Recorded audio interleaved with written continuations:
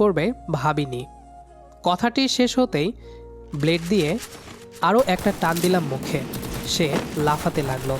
আমি আবারও হেসে দিয়ে বললাম, ভালোবাসা তো কেবল ভালোবাসা অধরা, যা থাকে মনের গভীরে। মনের গভীরে রেখে তার সর্বদা উপলব্ধি করতে হয়। কিন্তু অনেকেই তার মূল্য বোঝে না, যার প্রধান উদাহরণ তুই। হাত টেনে এনে ওর আঙ্গুল থেকে একটি আঙ্গুল কেটে Head to নিলাম। the vending machine. অধরা চিৎকার করে কাঁদতে লাগলো। আবির, আমার কি দোষ? তুই আমার ভালোবাসার মূল্য দিস নাই, জিনা করেছিস, যা আল্লাহর নিষেধাজ্ঞা সত্ত্বেও Hot drop. আমাকে Stay alert. ঠকিয়েছিস খারাপ কাজ করে। আমার বিশ্বাস নিয়ে খেলেছিস আমার ভালোবাসাকে নিয়ে, খেলেছিস আমার সন্তানকে নিয়ে। আমাকে মাফ করে দাও, আমি তোমাকে অনেক ভালোবাসবো আবির। কথাটি বলার সাথে সাথেই ব্লেড দিয়ে গলাতে দিলাম এক টান। রক্ত ফিনকি দিয়ে বেরিয়ে আমার সাথে এসে লাগলো। আমার সারা মুখে এসে পড়ছে। অধরা কথা বলতে পারছে না, কেবল জোরে জোরে নিঃশ্বাস নিচ্ছে।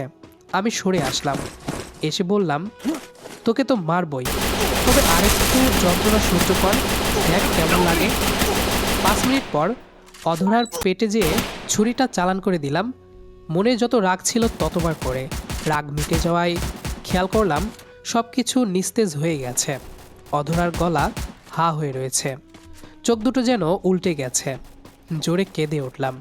দৌড়ে অধরার কাছে যেয়ে বললাম, এই অধরা, ওঠ, তোকে ভালোবাসি আমি, ওঠ। কি হলো, ওঠ। কোনো শব্দ নেই। আজ সব কিছু বৃষ্টির পানির মতো ছমছম করছে। ঝুমঝুম বৃষ্টির শব্দে চারিদিকে মিশে গেছে।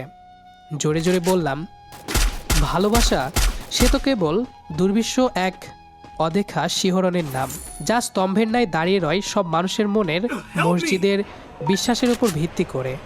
বিশ্বাস হারালে ভালোবাসাটা কঠিন হয়ে যায়। তখন ভালোবাসার মরণ হয় না, হয় বিশ্বাসের। আমাদের আজকের গল্পটি এ পর্যন্তই। গল্পটি আপনাদের কাছে কেমন লেগেছে সেটি অবশ্যই কমেন্ট করে জানাবেন।